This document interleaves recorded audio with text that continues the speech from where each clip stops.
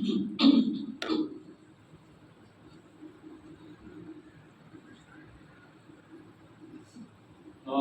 ولا قوة إلا بالله العلي العظيم. حسبنا الله ونعم الوكيل ونعم المولى ونعم النصير. أعوذ بالله السميع العليم من الشيطان اللعين الرجيم. بسم الله الرحمن الرحيم. الحمد لله رب العالمين بارئ الخلائق أجمعين باعث الأنبياء والمرسلين، ثم الصلاة والسلام والتحية والإكرام على البشير النذير خاتم النبيين سيدنا ونبينا حبيب نفوسنا وحبيب قلوبنا وشفيعنا إن شاء الله مولانا مولا الثقلين جد الحسن والحسين أبا القاسم مصطفى محمد.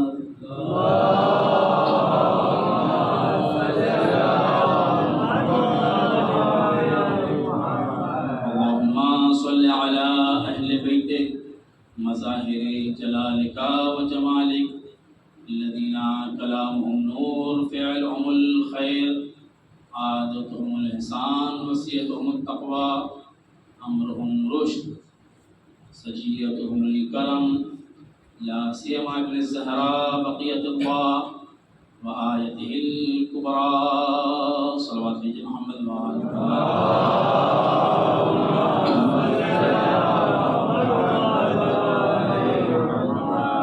واللعن على أعدائهم الشاكين فيهم والمنحرفين عنهم أجمعين من الآن إلى قيام يوم الدين. أما بعد، قال الله سبحانه وتعالى في كتابه المجيد وفرقانه الحميد وهو أصدق الصادقين وقوله الحق. بسم الله الرحمن الرحيم. وجعلناهم أئمة يهدون بأمرنا وأوحينا إليهم فعل الخيرات إقامة الصلاة وإيتاء الزكاة وكانوا لنا عابدين. صلوات محمد وآل محمد.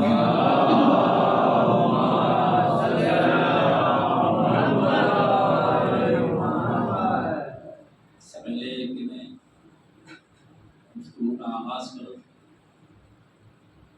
میرے برادر عزیز شمیم بھائی مجھے نہیں سمجھ میں آیا کہ کون سی آزمائش ہے، ترقی والی ہے تنزلی والی؟ نعرے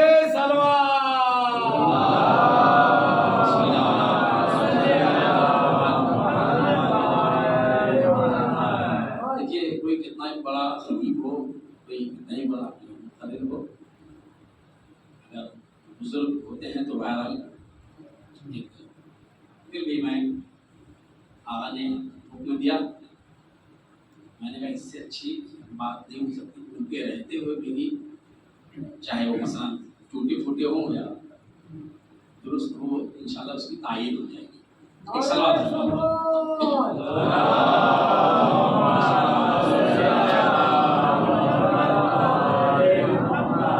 عزیزان گرامی، جس آیے مبارکہ کی تلاوت کا شرف حاصل کیا ہے، قرآن مجید میں ایک سورہ بہت ہی زیادہ مشہور و معروف ہے، سورہ انبیاء.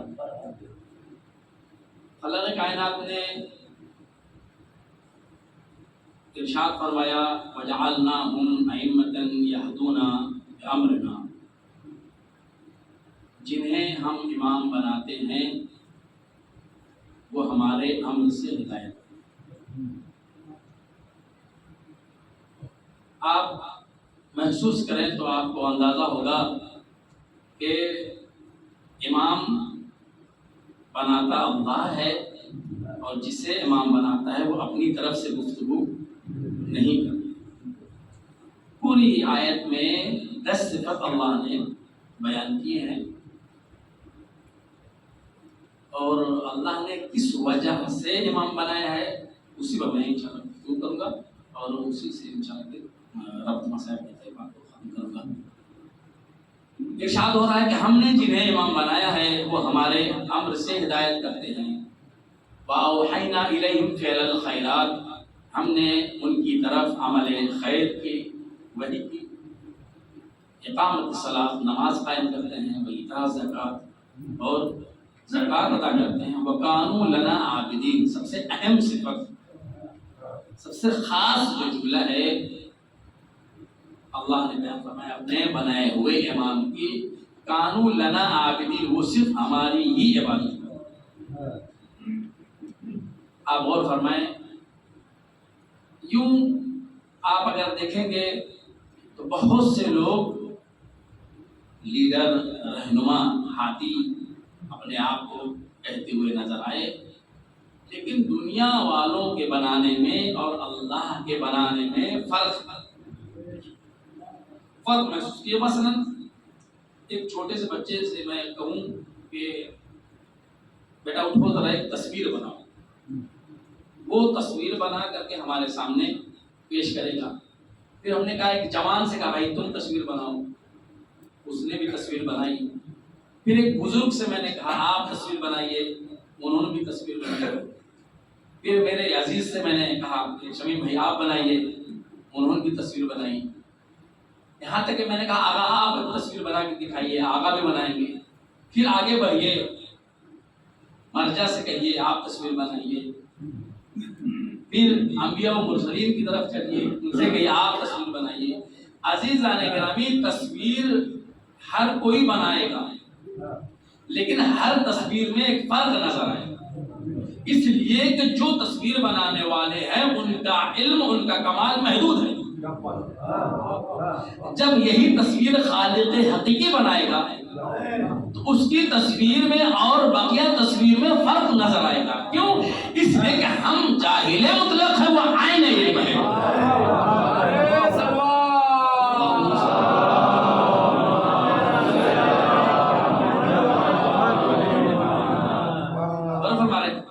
ہمارا علم محدود ہے، ناقص ہے، ہماری کوششیں جتنی بھی ہو لیکن ناقص ہے۔ اللہ کا علم لامحدود ہے، عین علم ہے، مطلق علم ہے۔ تو عزیزان گرامی، دنیا والے جب بنائیں گے کسی کو رہنما، ہادی، بات اسی سے ملتی جلتی ہے کہ جب طالوت کو امام بنانے کی اور حاکم بنانے کی بات آئی تو لوگوں نے اعتراض کیا کہ ہم تو پیسے والے ہیں، دولت والے ہیں، ثروت والے ہیں، ہمیں کیوں نہیں بنایا گیا حاکم، ہمیں کیوں نہیں رہنما بنایا گیا؟ ارشاد باری تعالیٰ ہوتا ہے کہ ہم نے انہیں اس وجہ سے بنایا ہے کہ بسطۃ فی العلم والجسم، معلوم ہو اللہ جسے ہادی اور رہنما بناتا ہے وہ اسے علم کی بنا پر اور شجاعت کی بنا پر، یعنی اگر کوئی انسان جاہل ہو اور بزدل ہو تو وہ قوم کی رہبری نہیں کر سکتا۔ ہدایت کے لیے، رہبری کے لیے دو چیزیں ضروری ہے جو اللہ نے قرآن مجید میں قانون پیش کیا ہے، دو ہے، ایک ہے علم اور دوسری ہے شجاعت۔ عزیزان گرامی، ہم نے جسے امام مانا ہے، ہم نے جسے رہنما مانا ہے، ہم نے جسے ہادی مانا ہے، وہ اس سے بڑا عالم کائنات میں نظر نہیں آتا، اس سے بڑا عالم کوئی نظر نہیں آتا ہے۔ میں جملہ امام کا جو مشہور معروف جملہ ہے، میرا آقا تشریف فرما ہے، معلوم ہے آپ سب کو پتا ہے کہ وہ مشہور معروف جملہ امام کا میرے مولا اور آقا امیر المومنین حضرت علی بن ابی طالب،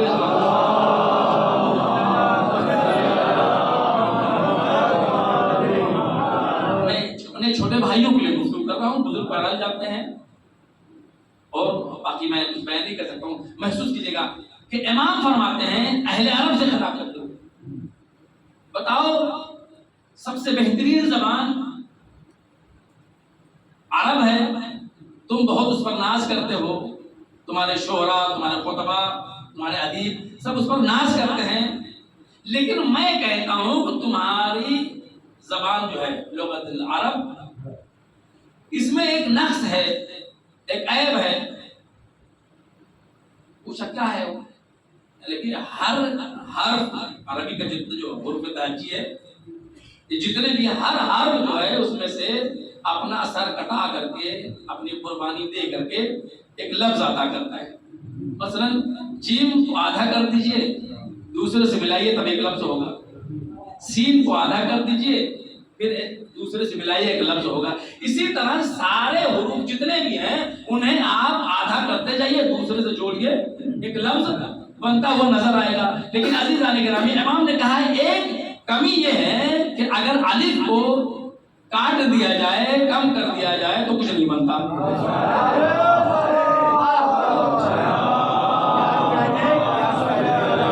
میرے طرف مجھے انشاءاللہ لطف آئے گا. اگر الف کو کاٹا جائے یا اسے بدلنے کی کوشش کیا جائے تو کچھ نہیں بنے گا. کہا یہی تمہارے. اچھا اس کے بعد پھر امام جو جملہ امام نے اصل جو جملہ میں نے تمہیدی طور پر باتیں پیش کی تھی، اصل جملہ امام نے جو فرمایا، امام نے کہا تھا کہ اگر تمہاری علم لغت العرب سے، ہمارے عربی زبان سے اگر الف کو ہٹا دیا جائے تو کیا ہوگا؟ تو عرب کہنے لگے کہ پھر ہماری زبان گونگی ہو جائے گی.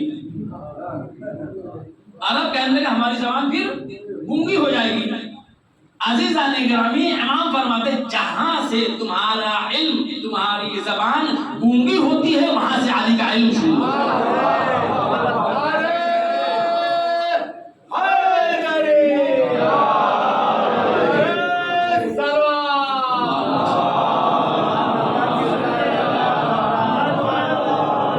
جہاں سے تمہاری زبان، تمہارا علم گونگی ہوتی، وہاں سے علی کا علم شروع ہوتا ہے.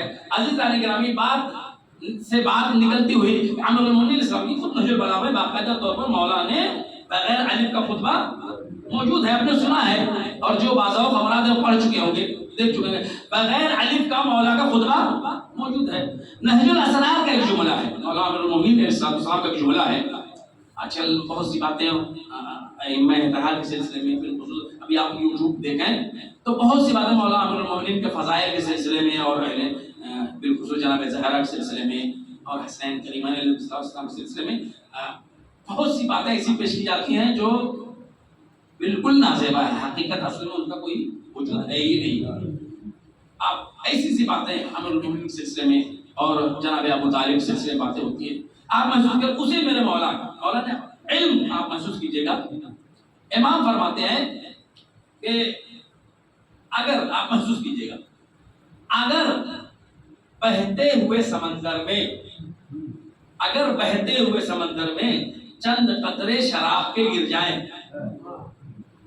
اور اس سمندر کا پانی ایک نشیب میں جا کر جمع ہو جائے، پھر اس جگہ پر چند دانے، مثلا چند گھاس اگ جائے، گھاس وجود میں آ جائے، اور اس گھاس کو، جملے کو حوالے کر رہا ہوں، آپ کو جو فرمائیے گا کہ سمندر سے ایک بہتا ہوا پورا سمندر ہے، اس میں چند قطرے شراب کے گر جائیں اور وہ پانی، سمندر کا پانی ایک نشیب میں جا کر جمع ہو جائے، پھر اس نشیب میں گھاس اگ جائے، اس گھاس کو آ کر کے ایک گھوڑا چر لے، اس گھاس کو آ کر کے گھوڑا چر لے، اور اس کے بعد خطیب کا جملہ بہت بہترین جملہ ہے، اس نے جو کہتا ہوں کہ بڑی احتیاط کے ساتھ لفظ استعمال کیا، اگر انجانے میں بھی تو یوں، آپ دیکھیں آقا موجود ہے، میرے بھائی موجود ہے، آپ جانتے ہیں کہ مثلا ایک شے نجس ہو، اگر اس کی حالت بدل جائے وہ پاک ہو جاتی ہے. مثلا نجس لکڑی جل جائے، کوئلہ بن جائے، راکھ بن جائے، پاک ہو جاتی ہے. شراب جل کر کے سرکہ بن جائے، پاک ہو جاتی ہے. آپ نے 12 مسائل شریعہ سنا ہے آپ نے، لیکن عزیزان گرامی آپ محسوس کیجئے گا کہ اگر شراب کے چند قطرے سمندر میں گر جائیں اور سمندر کا پانی، علیہ السلام، سمندر کا پانی ایک نشیب میں جمع ہو جائے اور نشیب میں گھاس اگ جائے، اس گھاس کو انجانے سے گھوڑا چر لے، اس گھوڑے کو علی کے سامنے لا کر کھڑا کیا جائے کہ علی اس پر آپ سوار ہو جائے، تو علی ابن ابی طالب اس پر سوار ہونے سے گریز کرے گا. علی ابن ابی طالب اس گھوڑے پر سوار ہونے سے گریز کرے گا. عزیزان گرامی، جو گھوڑا انجانے میں نجس پانی سے اگی ہوئی گھاس کو چر لے، جس گھوڑے پر علی سوار ہونا پسند نہ کرتا ہو، کیا اس گھر میں علی رہنا پسند کرے گا جس میں باپ نے کلمہ نہ پڑھا ہوگا؟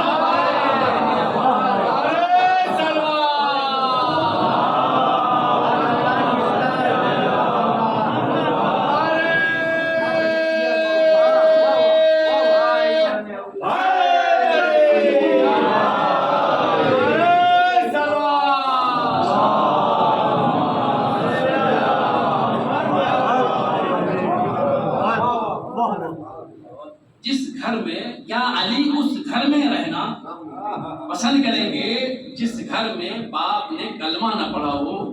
عزیزان گرامی، آپ نے طہارت و نجاست، پاکیزگی، ساری باتیں آغاز سے سنتے ہیں، علماء سے سنتے ہیں، مسائل سے واقفیت ہے. پاک ہے شے، کوئی حرج نہیں ہے، کوئی مذاق نہیں ہے، شریعت اجازت دیتی ہے. لیکن عزیزان گرامی، ایک جملہ دل کہتا ہے کہنے کو کہ جب اتنی احتیاط کیا جاتا ہے، جب اتنی زیادہ احتیاط کی جاتی ہے تو امام المتقین بنتا ہے. جب اتنی زیادہ پاکیزگی کا خیال ہوتا ہے، اتنی زیادہ احتیاط ہوتی ہے تو وہ امام المتقین بنتا ہے. اسی امام کے سلسلے میں اسی امام نے اپنی شان کو بیان کیا. محسوس کیجیے گا، ایک صلاۃ پڑھیں محمد وآل محمد پر.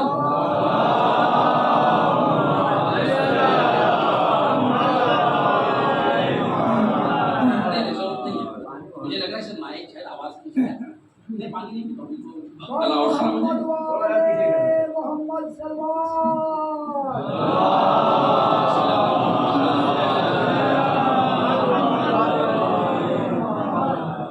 عزیزان گرامی، امیر المومنین علیہ السلام وہ ہیں جو علم کے اعتبار سے، شجاعت کے اعتبار سے، بقیہ جتنے بھی آپ صفات میں سوچ سکتے ہیں، جتنے بھی کمالات و صفات سوچ سکتے ہیں، ان تمام کمالات و صفات میں امیر المومنین سب سے افضل، سب سے اعلیٰ ہیں. اور اس کے باوجود اگر کوئی ان سے دور بھاگے تو کیا نتیجہ ہوگا؟ تو جو ہے اس کے باوجود اگر ان سے کوئی دور بھاگے اور یہ کہے کہ ہمیں ضرورت نہیں ہے، تو ایک تو ہمارے جو اپنے والے ہیں جو اس طرح کی باتیں کرتے ان کے لیے بھی، اور جو وہ ہیں ہمارے والے جو معرفت نہیں ہے اس وجہ سے، وہ جو ہے وہ بغض کی بنا. دونوں نتیجے، جو بغض کے نتیجے ہیں وہ بھی انشاءاللہ بیان کروں گا، اور جو معرفت نہیں ہے اس وجہ سے وہ چیزیں بھی بیان کریں. معرفت جن کو نہیں ہے اور جو امیر المومنین علیہ السلام سے دور ہیں ہمارے والے، ان کے لیے میں بیان کر رہا ہوں. امیر المومنین علیہ السلام اپنی شان بیان کر رہے ہیں. نہج البلاغہ کا جملہ یہ بھی ہے، محسوس کیجیے گا. مولا امیر المومنین علیہ السلام اپنی شان بیان کرتے ہیں. دیکھیے، اگر علی اپنی خود شان بیان کر رہے ہیں، اس کے باوجود اگر انسان ان تک نہیں آتا ہے تو پھر وہاں سے کمی نہیں ہے، یہاں سے کمی ہے، ادھر سے کمی نہیں ہے، ادھر سے کمی ہے. امیر المومنین علیہ السلام اپنی شان بیان کر رہے ہیں کہ اِنَّ مَحَلِّ مِنْهَا مَحَلَّ الْقُطْبِ وَالرَّحَابِ. اِنَّ مَحَلِّ مِنْهَا مَحَلَّ الْقُطْبِ وَالرَّحَابِ. آپ محسوس کیجیے گا.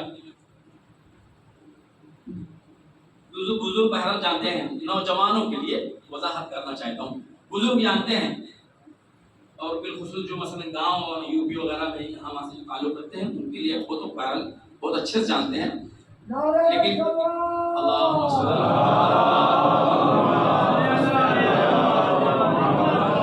جو ہماری جو ہے نیو جنریشن جو ہے، ہمارے نوجوان بھائی دوست، ان کے لیے میں بیان کر رہا ہوں کہ امیر المومنین علیہ السلام فرماتے ہیں کہ ہماری مثال، اپنی مثال پیش کر کے اِنَّ مَحَلِّ مِنْهَا مَحَلَّ الْقُطْبِ وَالرَّحَابِ، میری مثال ویسے ہی جیسے چکی اور اس کے درمیان کیل.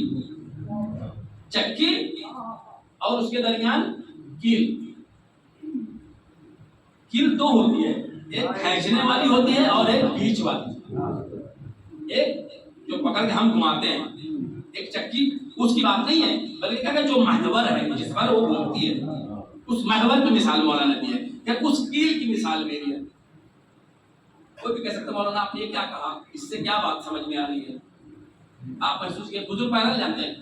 چکی کی خاصیت یہ ہے، چاہے آپ کو مثلا 2 کلو دانہ پیسیے، دال ہو، گیہوں ہو، جو ہو، کچھ بھی جو بھی آپ پیسنا چاہیں، اس کی خاصیت یہ ہے کہ چاہے آپ 2 کلو پیسیے یا 20 کلو پیسیے یا 1 کوئنٹل 100 کلو پیسیے، جتنا بھی آپ کو پیسنا ہو، تو سارے دانے پستے ہیں، اور جو ہے سارے دانے پس جاتے ہیں.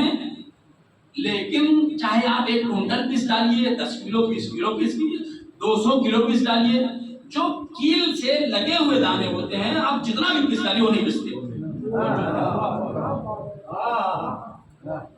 آپ جتنا بھی پیسیں گے دانا، 1 کلو پیسیے یا 2 کلو پیسیے یا 200 کلو پیسیے، جتنا بھی سب پس جائیں گے، پورے دانے سب پس جائیں گے، لیکن وہی دانے پیسیں گے جو کیل سے دور ہوتے ہیں، وہی دانے پیسیں گے جو کیل سے دور ہوتے ہیں، لیکن وہ دانے جو کیل سے جڑے ہوئے ہوتے ہیں، جو کیل کے اطراف میں ہوتے ہیں، چاہے 1 کلو پیسیے یا 1 کوئنٹل پیسیے، وہ جو کیل سے جڑے ہوئے ہوتے ہیں وہ کبھی نہیں پستے، ختم ہو جائے گا لیکن کبھی بھی پستا نہیں ہے۔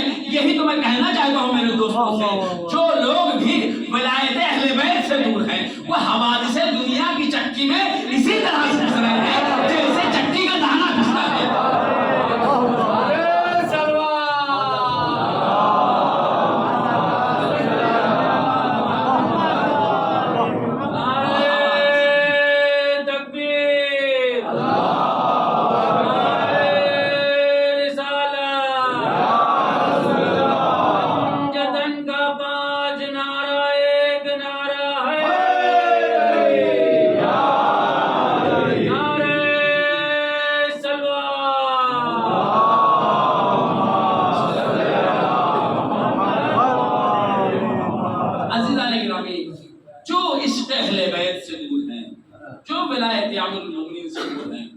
وہ بالکل اسی طرح سے حوادث دنیا کی چکی میں پس رہے ہیں جس طرح سے چکی میں دانا پستا ہے۔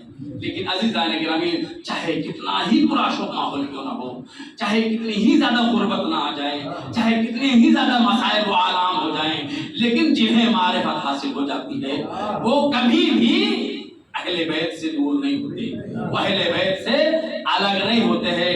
کسی نے کہا یہ علی علی ہر وقت کیا لگا کے رکھتے ہو، کیا ضرورت ہے، کیوں علی علی کرتے ہو؟ تو بڑی خوبصورتی کے ساتھ 2 مصرے کہے ہیں شاعر نے، بڑی خوبصورتی سے ایک ساتھ کہا ہے، کیا کہا؟ بیان ہوتا رہے گا یہ روز محشر تک، بیان ہوتا رہے گا یہ روز محشر تک، علی کا ذکر ہے گونگے کا کوئی خواب نہیں، علی کا ذکر ہے گونگے کا کوئی خواب نہیں، اور دہم کی شب یہ عاشقوں کی بے چینی توجہ ہے۔ انسان غم و اندوہ مسائل و آلام سے پریشان ہوتا ہے، کوشش کرتا ہے کہ خودکشی کر لوں، مر جاؤں، کچھ ہو جائے، لیکن یہ الگ مسئلہ ہے، وہ اضطراب الگ ہے۔ محسوس کیجیے گا، شب دہم یہ عاشقوں کی بے چینی خدا سے ملنے کی جلدی ہے، اضطراب نہیں۔ شب دہم یہ عاشقوں کی بے چینی خدا سے ملنے کی جلدی ہے، اضطراب نہیں۔ اور جوان ہو کے ایک صلوات محمد علیہ وسلم پر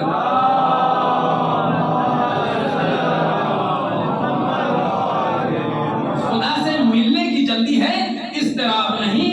اور چلے ہیں خلد کی جانب جوان ہو کے حبیب، چلے ہیں خلد کی جانب جوان ہو کے حبیب، شباب بڑھتا ہے چہرے پہ یہ شباب نہیں، شباب بڑھتا ہے چہرے پہ یہ خضاب نہیں۔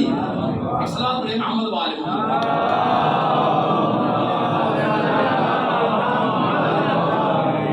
عزیزان گرامی، یقیناً امیر المومنین علیہ السلام کی شخصیت، ان کا علم، ان کا مقام، ان کے کمالات، ان کی عظمت سے انکار نہیں کر سکتا کوئی بھی۔ اگر کوئی انکار کرتا ہے، میں ان کے لیے مثال پیش کر رہا ہوں جو بغض کی بنا پر دور ہے، جو بغض کی بنا پر دور ہے، ان کے لیے مثال پیش کر رہا ہوں کہ امیر المومنین علیہ السلام سے جو دور ہیں، جو ولایت علی اور ولایت اہل بیت سے دور ہیں، ان کا حشر کیا ہوتا ہے؟ محسوس کیجیے گا، ایک صلوات محمد علیہ وسلم پر۔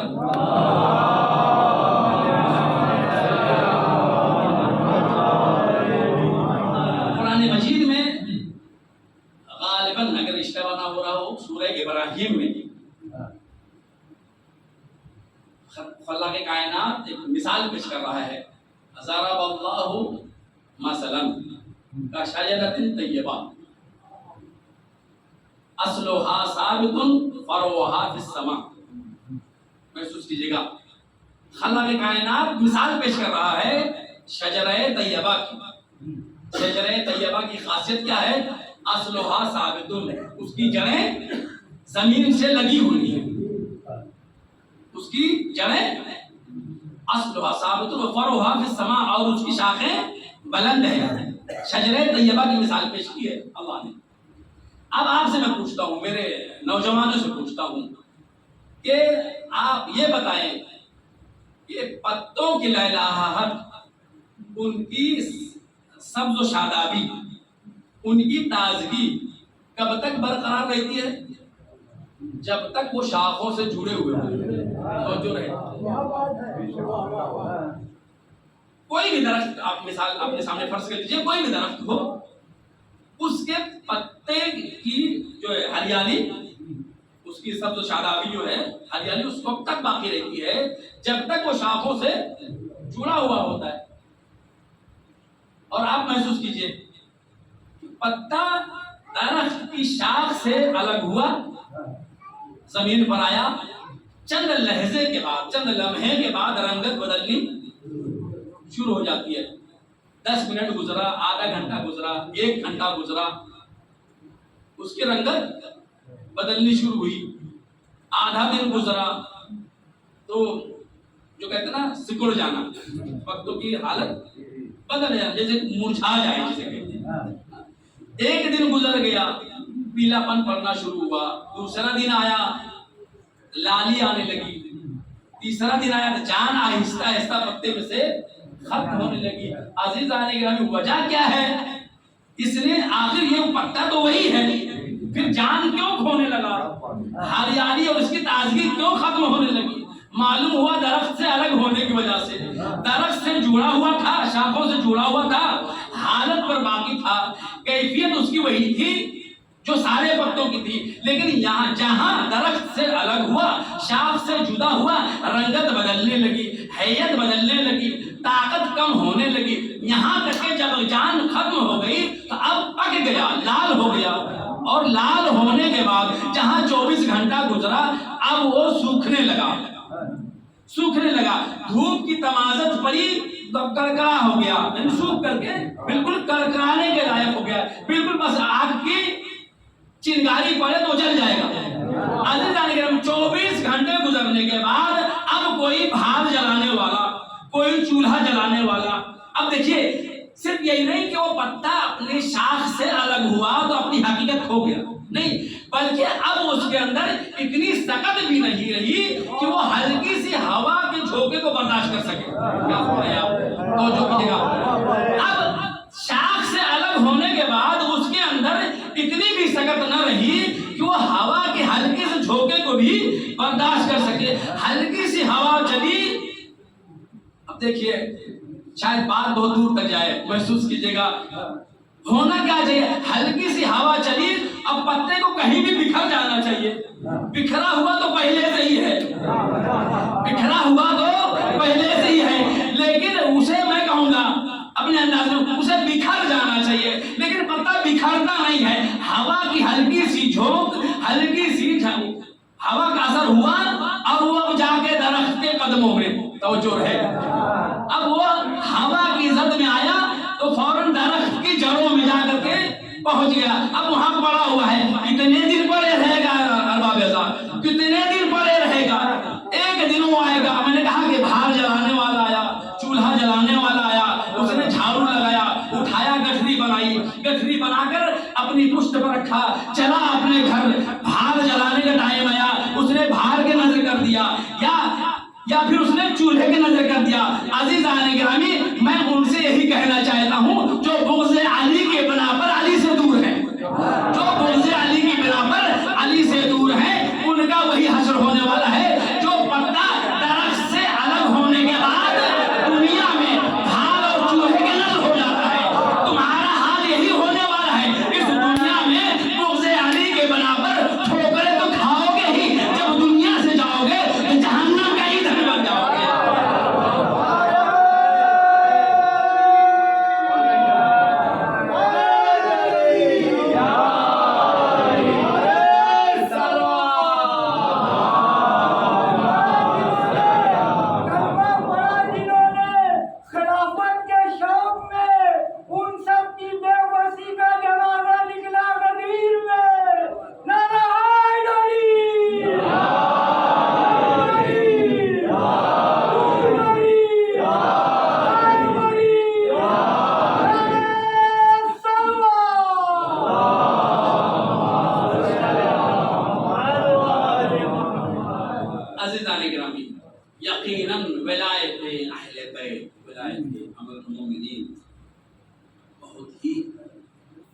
اس کے بغیر نجات نہیں، اس کے بغیر دنیا بھی بیکار اور آخرت بھی بیکار، بغیر اس کے، بغیر عشق اہل بیت کے، بغیر محبت امیر المومنین کے نجات نہیں ہے۔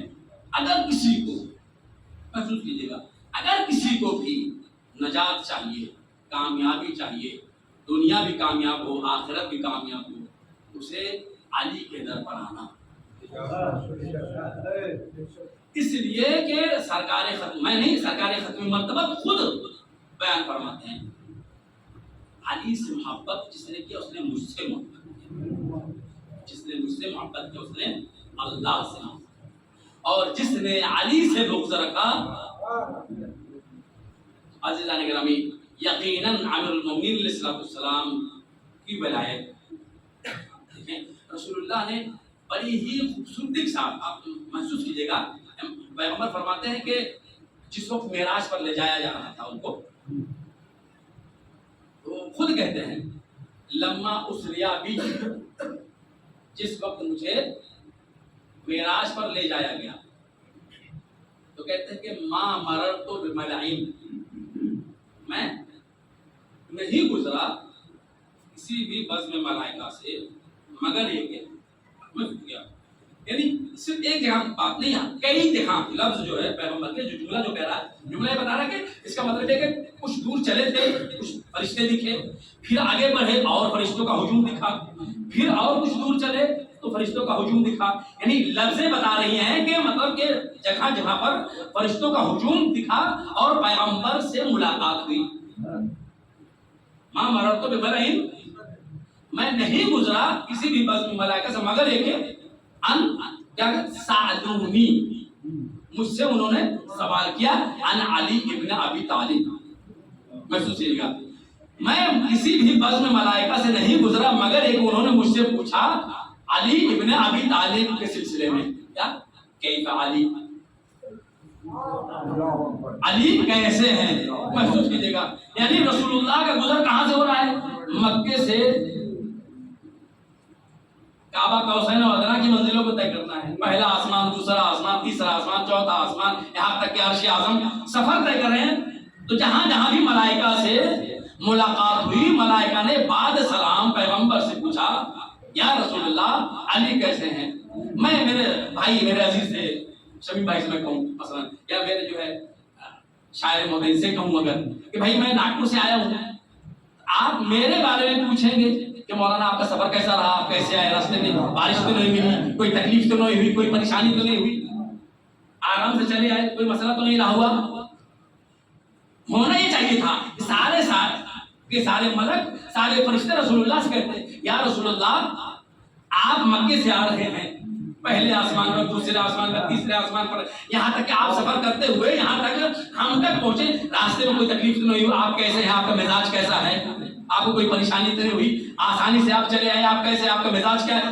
یعنی رسول اللہ سے تو کوئی سوال نہ پوچھا گیا، بلکہ رسول اللہ سے کہا جا رہا ہے کہ یا رسول اللہ آپ یہ بتائیے علی کیسے ہیں؟ اب بات سمجھ میں آئی، رسول اللہ کیا کہتے ہیں، حتی ظننتو، یہاں تک کہ میں نے گمان کیا۔ اب پھر میں لفظوں کو روک کر کے یہاں پہ کہنا چاہتا ہوں، رسول اللہ کا ظن، رسول اللہ کا گمان نہیں، یقین ہے۔ ہمارا اور آپ کا گمان ہوتا ہے کہ سوچتے کچھ ہے، ہوتا کچھ ہے، سوچتے کچھ ہے، ہوتا کچھ ہے، یہ ہمارا اور آپ کا گمان ہے۔ اب وہ چاہے جو مرحلہ رہا ہو، کوئی بھی موقع رہا ہو، کسی کے بارے میں رسول اللہ کچھ تصور کر لیں، کسی کے بارے میں رسول اللہ کچھ محسوس کر لیں، تو وہ کچھ بھی ہو سکتا ہے، لیکن جو رسول اللہ نے محسوس کیا وہی ہوگا، اس سے ہٹ نہیں سکتا۔ اس لیے پیغمبر فرماتے ہیں، یقین آپ مانیے گا، رسول اللہ کا یقین ہے، گمان نہیں ہے۔ کیا کہا؟ حتی ظننتو، میں نے گمان کیا، مجھے ظن ہوا، میں نے گمان کیا کہ علی تو زمین سے زیادہ آسمانوں میں مشہور ہے۔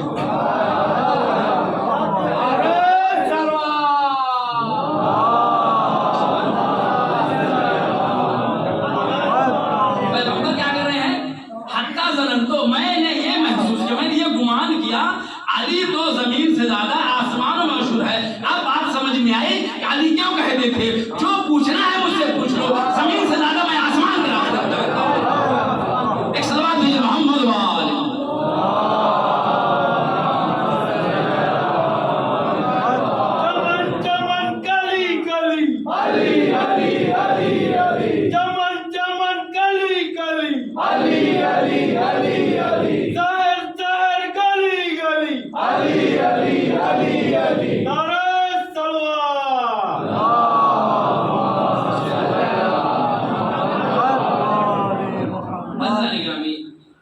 عجب مرحلہ ہے.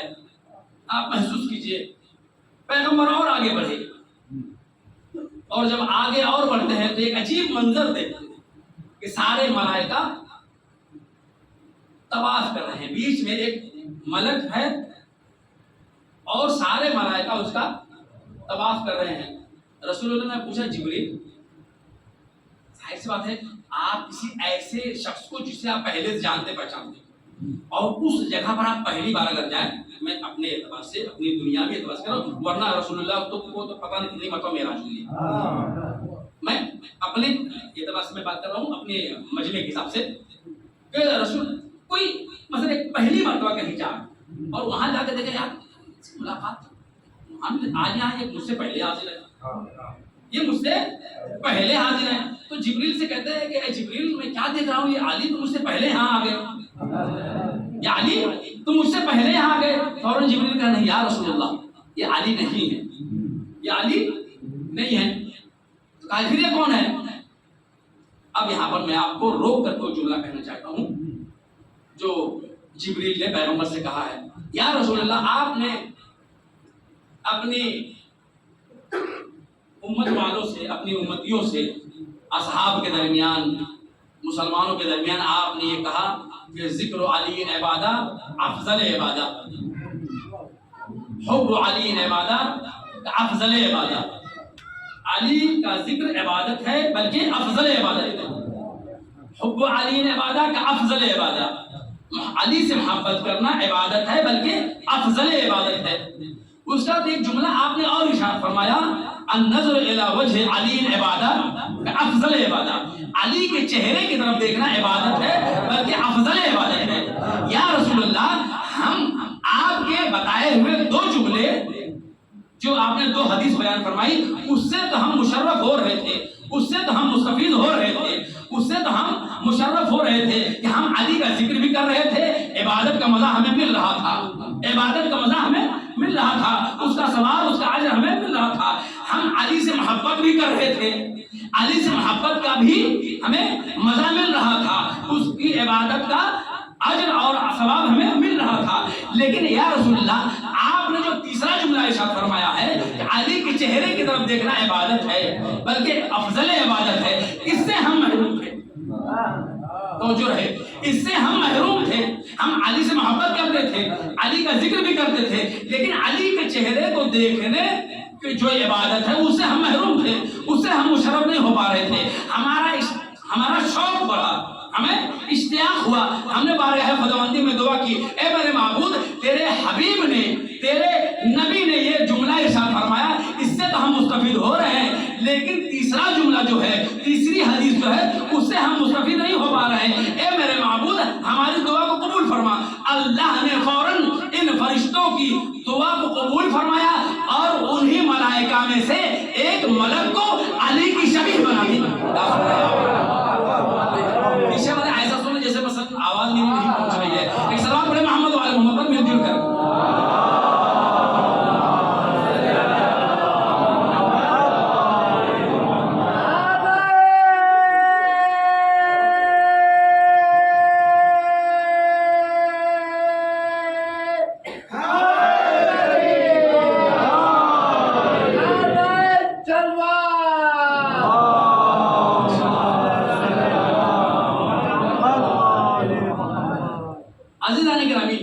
فوراً کہتے ہیں جبریل کہتے ہیں کہ اللہ نے ہماری دعا قبول کی اور دعا قبول کرنے کے ساتھ ہی ہمیں میں سے ملائکہ میں سے ایک ملک کو اللہ نے علی کی شبیہ بنا دی.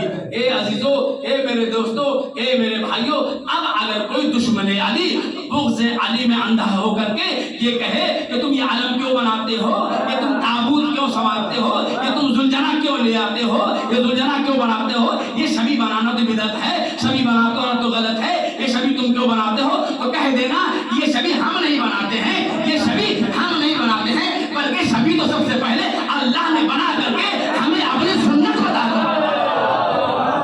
شبیہ بنانا یہ ہمارا کام نہیں ہے بلکہ یہ اللہ کی سنت ہے. اور صرف یہی نہیں بلکہ آپ دیکھیں جناب عیسیٰ کے دشمن جب جناب عیسیٰ کو سولی دینا چاہتے تھے تو قرآن مجید نے آگے بڑھ کے کیا کہا, وما صلبوہ وما قتلوہ ولکن شبہ.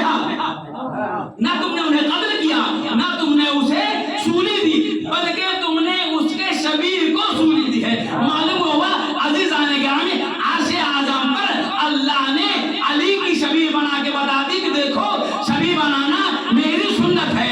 زمین پر حضرت عیسیٰ کی شبیہ بنا کر بتا دیا کہ دیکھو یہ بھی میری سنت ہے۔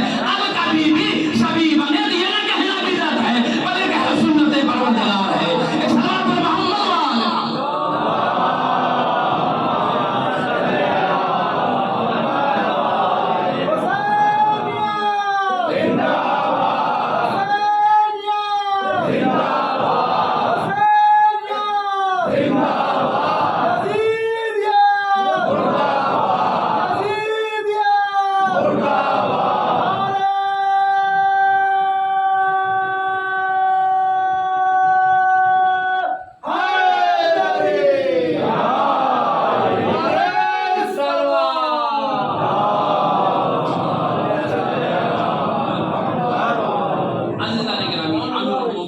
اللہ نے وہ کمال عطا کیے، وہ فضائل، وہ مراتب دنیا میں کسی کو نہیں ملا، بلکہ انبیاء و مرسلین میں بھی کسی کو نہیں ملا سوائے ختم نبوت۔ محسوس کیجیے گا، میں یہیں سے اپنی بات کو روکنا چاہتا ہوں کہ اس خوبصورتی کے ساتھ رسول اللہ نے علی کی ولایت کو ہمارے سامنے پیش کیا ہے، کوئی انکار نہیں کر سکتا۔ جس نے انکار کیا اسے وہی سزا ملی، ماننا پڑا۔ اس خوبصورتی کے ساتھ ادھر ادھر نہیں، میدان میں باقاعدہ طور پر دکھا کر، اٹھا کر، بتا کر باقاعدہ طور پر اس طرح سے علی کی ولایت ہم تک رسول اللہ نے پہنچائی ہے۔ اسی کو شاعر نے بڑی خوبصورتی کے ساتھ دو تین مصروں میں پیش کیا ہے کہ ممبر ہے غدیری، سر ممبر ہے محمد۔ رد مسائل وہی سے ممبر ہے غدیری، سر ممبر ہے محمد، ہاتھوں پہ محمد کے علی ولی اللہ، ہاتھوں پہ محمد کے علی ولی اللہ۔ اور یاد رکھیے گا اتنا آسان نہیں ہے ولایت علی کا حاصل کر لینا، آسان نہیں ہے، بہت سخت ہے، قربانیاں دینی پڑتی ہے۔ تیرے لیے ہر دور میں جان دینی پڑی ہے، تیرے لیے ہر دور میں جان دینی پڑی ہے، مقتل ہی تیرا گھر ہے علی ولی اللہ، مقتل ہی تیرا گھر ہے علی ولی اللہ۔ اور ان جو دشمن اہل بیت، جو بغض اہل بیت رکھنے والے ہیں ان کے لیے کہ من مات علی حب علی مات شہیدا۔ آپ نے یہ حدیث سنی ہے؟ اب شاعر کہتا ہے کہ من مات علی بغض علی مات کفورا، من مات علی بغض علی مات کفورا۔ مومن کا مقدر ہے علی ولی اللہ، مومن کا مقدر ہے علی ولی اللہ۔ سلمان بنا اس کے تو جی ہی نہیں سکتا، سلمان بنا اس کے تو جی ہی نہیں سکتا۔ بوذر کا مقدر ہے علی ولی اللہ، بوذر کا مقدر ہے علی ولی اللہ۔ اور تیرے لیے ہر دور میں جان دینی پڑی ہے، مقتل ہی تیرا گھر ہے علی ولی اللہ۔ اور مقتل میں اسے شاہ زماں اوڑھے ہوئے ہیں، مقتل میں اسے شاہ زماں اوڑھے ہوئے ہیں۔ عاشور کی چادر ہے علی ولی اللہ، عاشور کی چادر ہے علی ولی اللہ۔ دو شعر ان لوگوں کے لیے جو اپنی مجلسوں کو، اپنی نوحہ خوانی کو، اپنی عزاداری کو دوسروں کے نام و نمود اور ریاکاری میں ختم کر دیتے ہیں، برباد کر دیتے ہیں۔ سارا پیسہ، ساری محنت، ساری کوششیں، سب کچھ برباد کر دو مصرے ان کے لیے جو آج کل بہت سیاست ہوتی ہے عزاداری کے نام پر، ان کے لیے کہ نیزے کی انی توڑ کر تو جو ہے مقتل میں اسے شاہ زماں اوڑھے ہوئے ہیں، عاشور کی چادر ہے علی ولی اللہ۔ اور نیزے کی انی توڑ کر اکبر نے صدا دی، تو جو ہے نیزے کی انی توڑ کر اکبر نے صدا دی، اس سینے کے اندر ہے علی ولی اللہ، اس سینے کے اندر ہے علی ولی اللہ۔ اور اس کے بعد پھر کہ عباس نے یہ کہہ کر ہاتھوں کو کٹائے. عباس نے کہہ کر ہاتھوں کو کٹائے. ان شانوں سے بڑھ کر ہے علی ولی اللہ، ان شانوں سے بڑھ کر ہے علی ولی اللہ. وہ شمر گلا کٹ گیا لیکن تو گیا ہار، وہ شمر گلا کٹ گیا لیکن تو گیا ہار. نوکے سنا پہ دیکھ علی ولی اللہ، نوکے سنا پہ دیکھ علی ولی اللہ. یقیناً عزیزان گرامی، امام سید الشہداء، امام مظلوم کربلا، امام حسین علیہ السلام اس عظیم ہستی کا نام ہے جس نے مصائب و آلام کو برداشت کرنے میں اس قدر جوہر دکھایا ہے. دوسری جگہ پر باقاعدہ طور پر قرآن مجید میں آیت ہے لما صبروا، انہیں ائمہ کی صفات بیان کرتے ہوئے اللہ نے کہا لما صبروا کانوا بآیاتنا یوقنون. یعنی آپ محسوس کیجئے امام حسین علیہ السلام نے اس طرح صبر کیا ہے کہ کوئی صبر نہیں کر سکتا، کوئی صبر نہیں کر سکتا. میں پھر بھی تھوڑی دیر کے لیے کہتا ہوں کہ امام حسین علیہ السلام شہید ہو گئے، قتل ہو گئے، شہید ہو گئے، ان کی مصیبتیں ختم ہو گئی. لیکن عزیزان گرامی، اس سے ذرا پوچھئے جو بلبل حسین، حبیبۃ الحسین، سکینہ بنت الحسین کے نام سے مشہور، ذرا اس سے پوچھئے اس پر کیا مصائب و آلام گزرے، اس نے کیسے دن گزارے. علماء بیان کرتے ہیں، بزرگان بیان کرتے ہیں، امام مظلوم کربلا اس قدر سکینہ سے محبت کرتے تھے، اور صرف یہ نہیں بلکہ تمام چچا ہو، بھائی ہو، سارے کے سارے سکینہ سے محبت کرتے تھے. ارباب اعزاز کی منزل ہے، خوب ملیا کریں گے. 2-3 جملے مسائل کو پڑھوں گا، محسوس کیجیے گا. صبح سے شام تک پورا دن گزرتا ہے، کبھی عباس کی باہوں میں، کبھی اکبر کی گود میں، کبھی قاسم کی آنگوٹ میں، کبھی آن محمد ہاتھوں پر، کبھی بھیا سجاد. پورا دن گزر جاتا ہے، باپ کا نمبر نہیں آتا ہے، باپ کی نوبت نہیں آتی ہے. جب پورا دن گزر جاتا ہے، سکینہ حسین تک نہیں پہنچ پاتی ہے تو رات کے وقت میں حسین سکینہ کو اپنے سینے پر سلاتے ہیں. اس قدر شفیق ہے باپ، اس قدر محبت کرتا ہے اپنی لاڈلی سے. پورا دن گزر جاتا ہے، رات جب آتی ہے تو حسین سکینہ کو اپنے سینے پر سلاتے ہیں. جو باپ کے سینے پر سوتی تھی، اب وہ شام غریبہ کے بعد نہیں معلوم کب سوئی. صبح عاشور کے بعد، شام غریبہ کے بعد 11 محرم کا جب دن نظر آیا، صبح سے لے کر کے ارباب اعزاز ہر وقت سکینہ تماشے پہ تماشے کھا رہی ہے. یہ ارباب اعزاز، ایک چھوٹی سی مثال دیتا ہوں.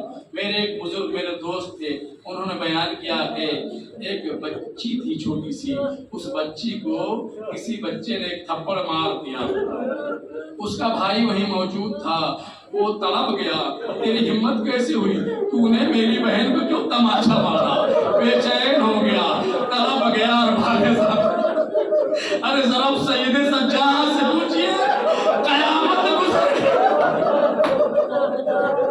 ہاتھوں میں ہتھکڑیاں ہیں، پیروں میں بیڑیاں ہیں، کمر میں لنگر ہے، شمر تک سکینہ کو تماشے مارتا ہے. سجاد دیکھتے رہے، سکینہ تڑپ جاتی تھی. عجب اللہ، خدا کوئی غم دے سوائے غم مظلوم کے.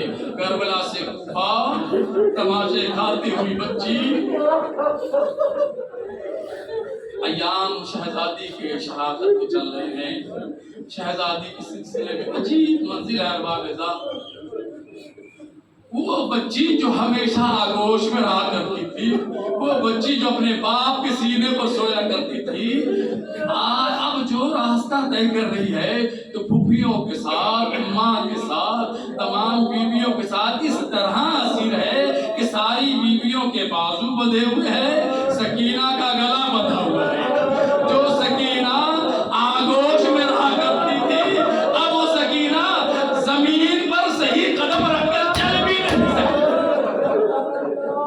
صحیح سے چل نہیں سکتی ہے۔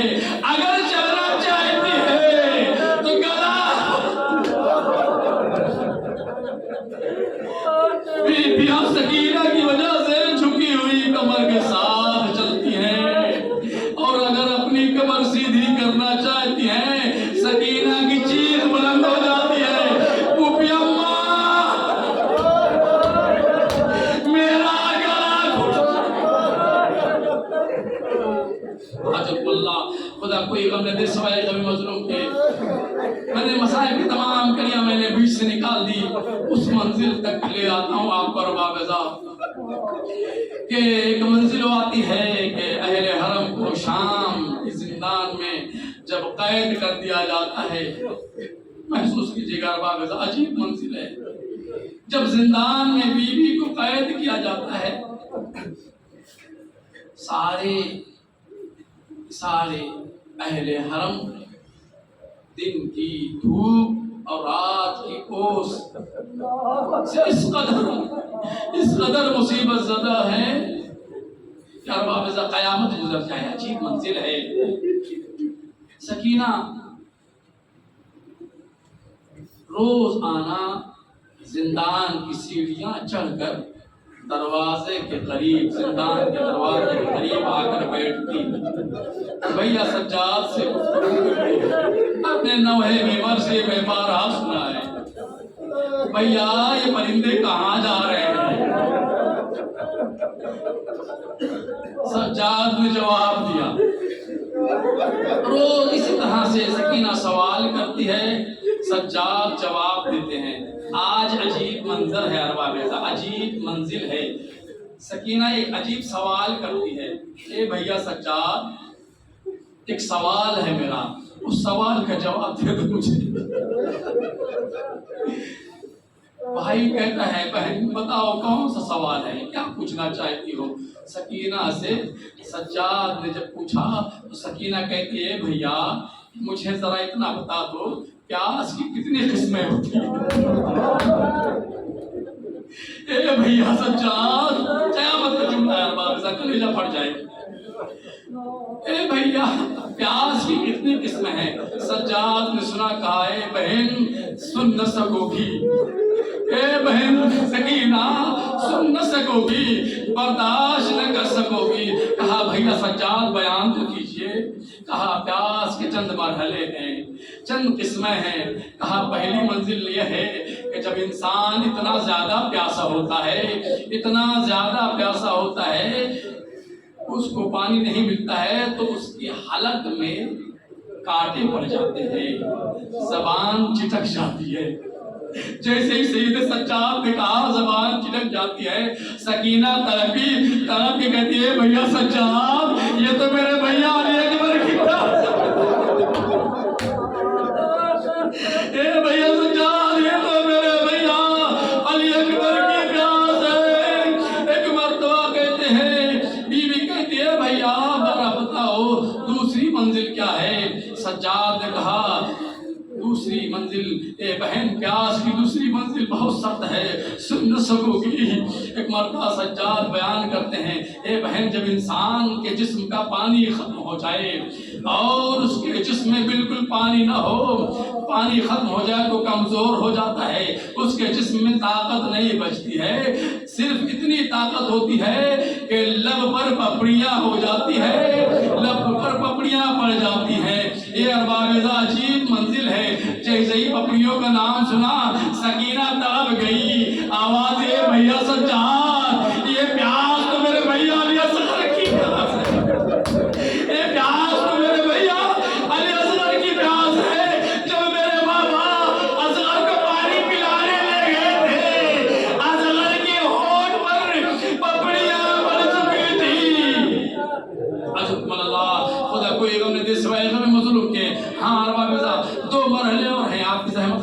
چاہتا ہوں جتنا قرصہ پیش کرنا قرصہ پیش کر لیجئے، اس لیے کہ چند دن اور بچے ہوئے ہیں، چند دن اور بچے ہوئے ہیں، اتنے دن ایام عزا کے گزر چکے، ہم نے وہ حق ادا نہ کیا جو قرصہ پیش کرنے کا حق ہے۔